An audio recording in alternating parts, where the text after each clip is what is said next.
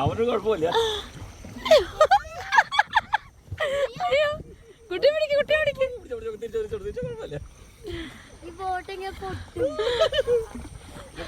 നീ പിടിച്ചോ?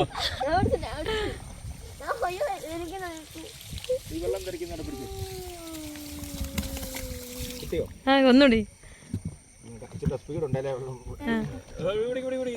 മുറുക്കി പിടിക്കും.